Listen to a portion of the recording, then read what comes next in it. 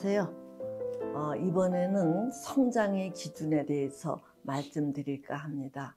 우리가 이제 누구를 막론하고 다 성장하기를 바라잖아요.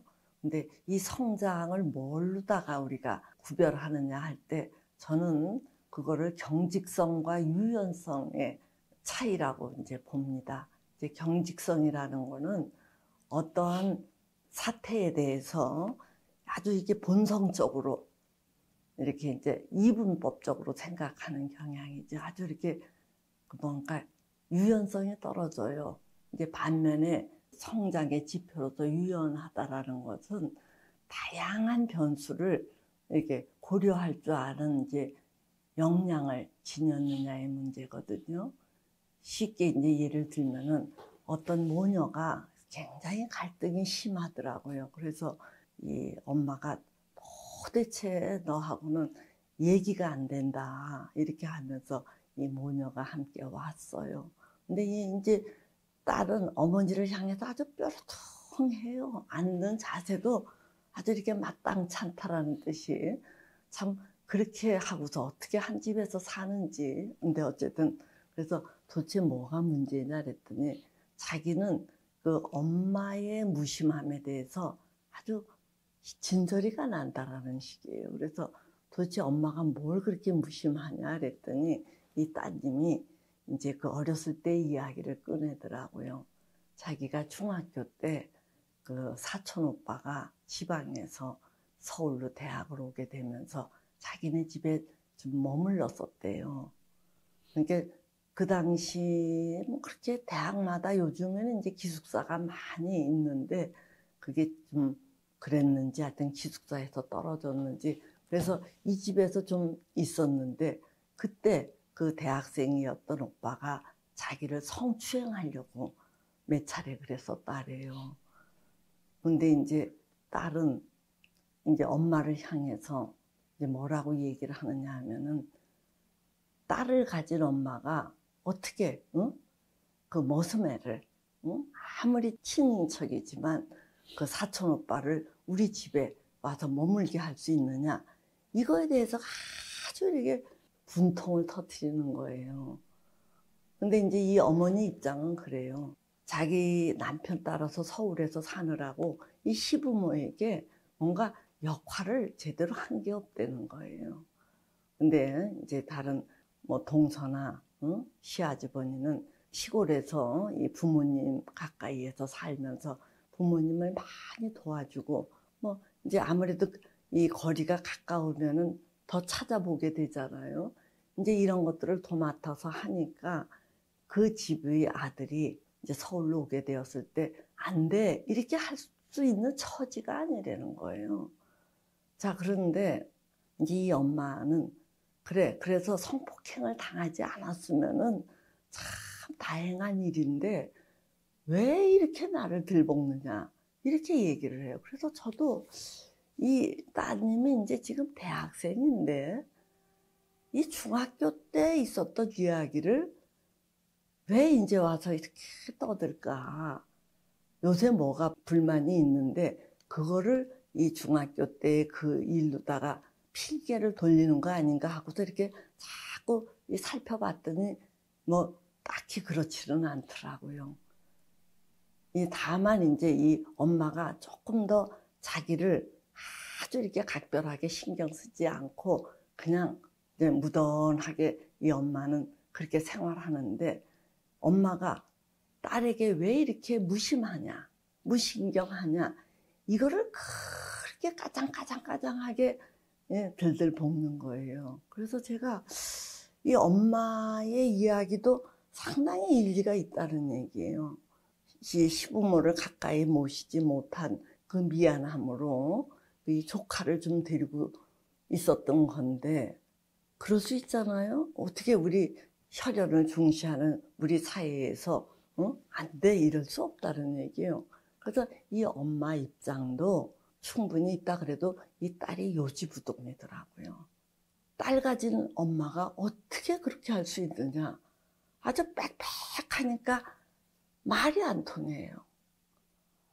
그러니까 뭐 참 이제 이 엄마도 이렇게 얘기도 하고 저렇게 얘기도 하고 그러면서 저러니 나랑은 이 딸하고 뭔가 이게 결이 안 맞는다. 이제 이 얘기를 뭐 하고 더 이상 뭔가 이 진전도 없고 그래서 이제 상담도 안 된 경우가 한 번 있어요. 이제 또 다른 예는 이 부부가 또 왔는데 남편이 지방에서 근무를 하면서 잠시 한눈을 팔았더라고요. 이제 한눈을 팔았는데 이 부인은 분해 죽겠는 거예요. 자기는 결혼을 해서 제대로 어디 여행도 못 가고 정말 알뜰살뜰 이 자녀들이 셋이나 되더라고요.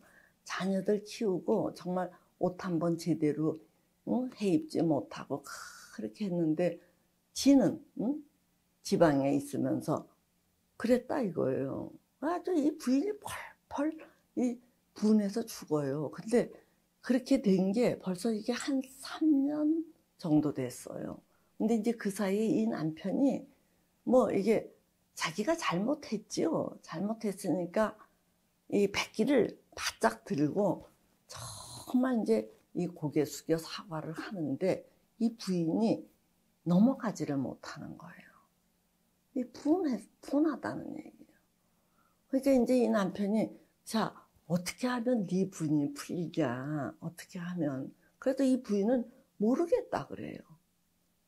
그러니까 이제 이 점점 이 부인은 수시로 그때 생각하면 분해서 쩔쩔쩔쩔 매고 남편은 사과를 하다가 성질도 냈다 사과도 냈다 하면서 이제 이 남편이 지치는지 우울증 증세를 보이게 되면서 이제 이 부부가 저에게 왔는데 자 제가 그 부인에게 그랬어요. 당신이 그렇게 소화를 하지 못하면은 우리가 이혼을 하는 거다. 그것도 한 방법인데 당신이 이런저런 등등의 이유로 이제 이혼을 이 부인은 못했잖아요. 뭐 자기가 직업이 있는 것도 아니고 애들도 있고 뭐 여러 가지 조건들이 이제 있으니까 이혼을 못했으면은 어차피 이혼을 못했으면은 크게 품어야지. 이게 수시로 이렇게 하면은 서로 죽는다. 그렇게 제가 이 부인을 설득을 했는데도 이 부인이 꺽꺽 울면서 자기 마음이 자기 뜻대로 안 된다는 거예요. 자다가도 생각하면 분하고 그렇다고 헤어질 여건은 아니고 자기도 괴롭다라고 하면서 이렇게 꺽꺽 우는데 아 제가 보더라도 이 딱하더라는 얘기예요. 그래서 아 이게 우리가 뭔가 이 벌어진 상황을 다양한 방식을 통해서 다양한 어떤 방법, 방식 이런 걸 통해서 그거를 소화해야지 살지.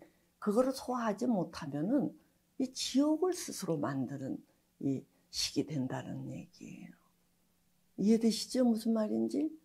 근데 하여튼 그 여대생의 경우도 뭔가 이렇게 분하다. 그거에 이게 사로잡혀서 한 발자국도 못 벗어나고 또 이 부인도 남편이 실수를 뭐 제가 뭐 너그럽게 용서하라고 하는 거 아니에요.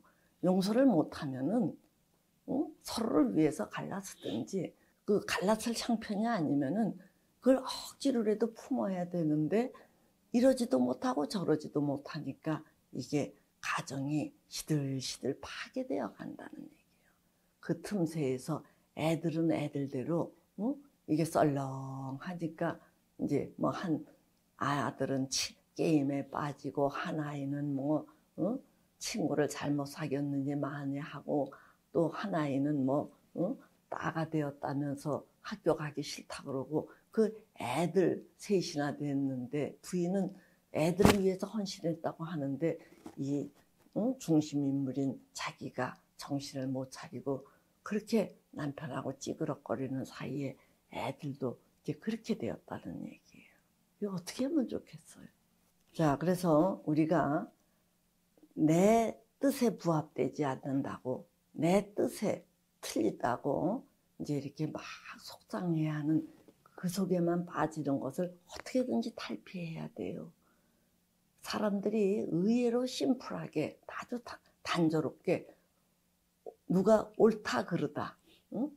나쁘다 좋다 이렇게 자기도 모르게 그게 가장 편하기 때문에 그런지 이 이분적 사고에서 옴짝달싹을 못하는 것 같은데, 세상이라는 것은 옳고 그르고 이렇게 심플하게 갈라지는 게 아니고 굉장히 복잡한 변수들이 함께 이렇게 물결치면서 어떨 때는 이런 현상으로도 나오고 어떨 때는 저렇게도 되고 굉장히 복잡해요.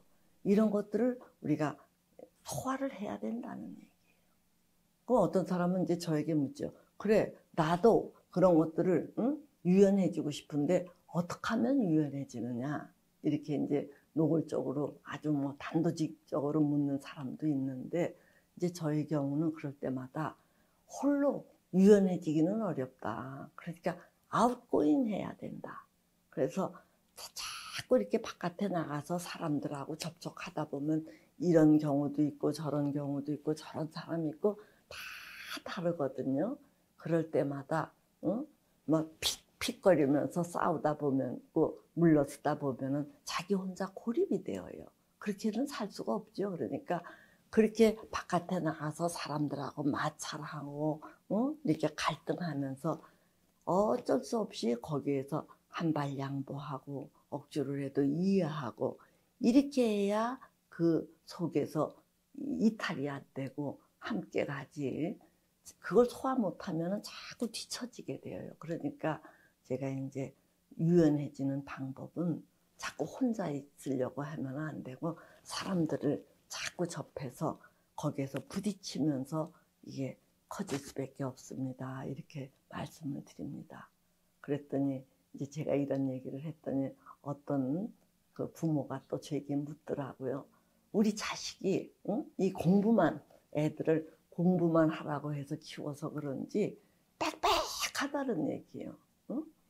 그러니까 이놈이 이 아버지가 그래, 이놈의 자식이 아주 협소하게 지 그 틀에 맞지 않으면은 부모고 뭐고 막 확 덤빈다는 거예요. 그래서 우리가 너는 공부만 하면은 다른 거는 다 우리가 서포트 해줄게, 커버 쳐줄게 이런 식으로 키웠는데 지금 대학생식이나 되었는데도 이 애가 이렇게 빽빽하게 이렇게 대드는데 이런 자식에 대해서는 어떻게 해야 됩니까? 이렇게 묻기도 하더라고요. 어떻게 해야 되겠어요?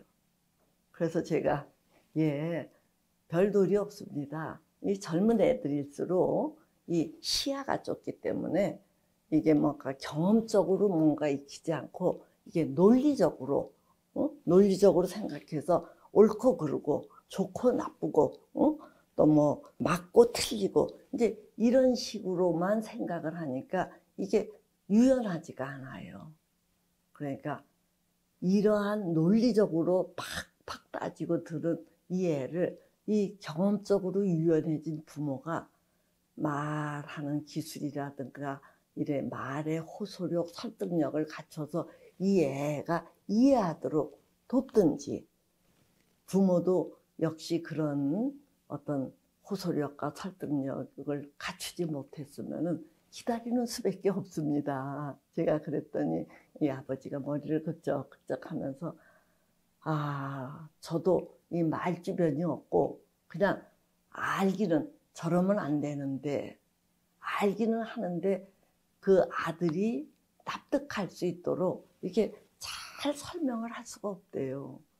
그러니 참 깝깝합니다. 그러길래 제가 깔깔 웃으면서 그러면 별도리 없어요. 그 아들이 이제 사고의 틀에서만 생각하고 행동하는 거를 벗어나 이제 지가 경험하고 부딪혀서 이러면 쓰겠구나, 이러면 안 되겠구나 하는 것을 터득하면서 조금 유연해질 때까지 부모가 기다리는 수밖에 없지요. 그러니까 이 부모도 그렇죠. 하긴 뭐 저도 젊었을 때 그놈의 자식하고 똑같았으니까 뭐 이제 와서 무슨 말을 하겠습니까 하고 입맛을 쓱쓱 다지더라고요. 자, 그래서 미숙함은 경직됨을 반영하고 성숙하다라는 것은 유연함을 이제 반영을 하는데 이 젊을수록 이게 시야가 좁고 이제 이런 사람들을 이 부모가 아주 잘 설명을 해 주어서 이해를 시키든지 아니면 기다려주는 방법뿐이 없다. 이렇게 말씀드립니다. 예, 오늘은 여기까지 하죠.